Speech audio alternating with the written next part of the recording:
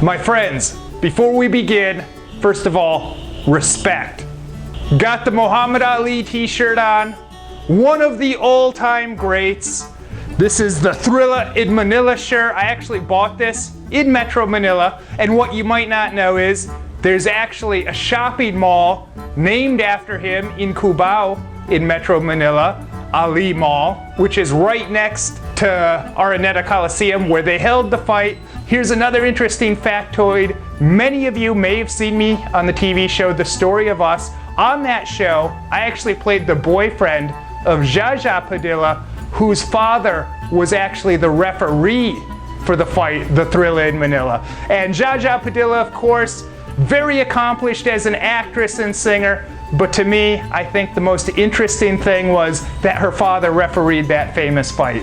Now you guys see me with my cool Muhammad Ali t-shirt on, but don't worry, I'm not gonna leave you hanging. I'll put some links in the description where you guys can find some cool Muhammad Ali t-shirts and remember him in your own way. Now, let's get to the fights. Of course, this isn't my normal type of video, but a lot of people seem to like to hear my thoughts on this subject matter. So normally, of course, we do the vlogs and all the travel videos, but today is the day, Sunday, when the fights happen typically, and it's my day to relax, unwind, and just enjoy these things. So here's my thoughts on UFC 199. First of all, Dan Henderson versus Hector Lombard. What an amazing fight. Dan Henderson, of course, at age 45, a living legend, but it's kind of sad to watch him fight a lot of the times because as a fan, you're kind of scared for him because he's old, he doesn't really move the way a young fighter should be moving. And when a fighter can't move, it's very dangerous because, of course, it's easy to hit, but he always has that power. And Hector Lombard, no spring chicken himself at age 38, but much more in his prime, a real physical dynamo.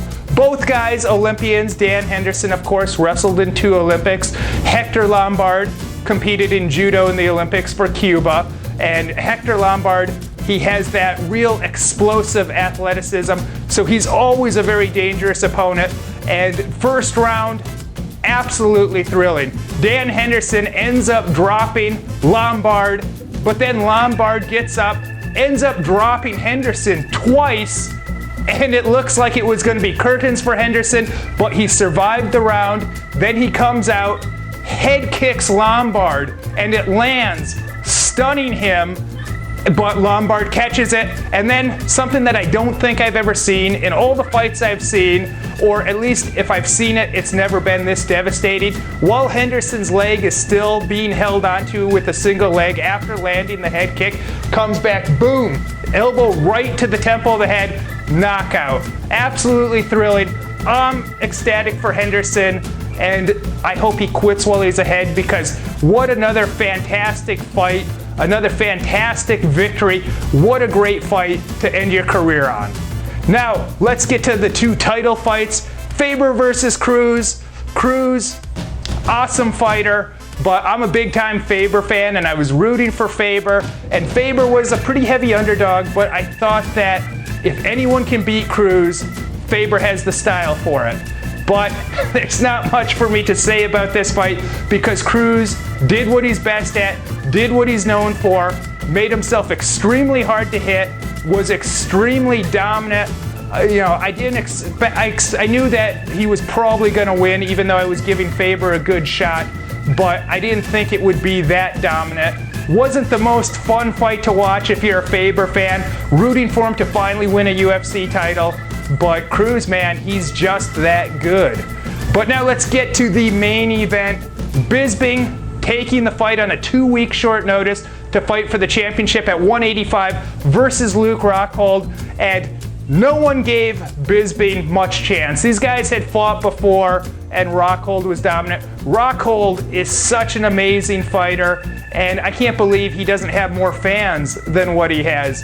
I've just always been really impressed by his well-rounded skills, and I thought this was going to be a walk in the park, as did most people for him, and apparently that's what he thought too, because you could see by his whole body language when he was in there about he had absolutely no respect for Bisping. And I thought that could be a problem because Bisping, he's someone that's steadily improved over the years, and he has very good striking, very good boxing skills. He's definitely not known for his power, but his skills have just steadily improved. I remember back when he fought Matt Hamill in the early days in England, and Hamill got robbed. Since then, I've always rooted against Bisping, and I've never really liked his attitude, but he went out there and he shocked the world tonight.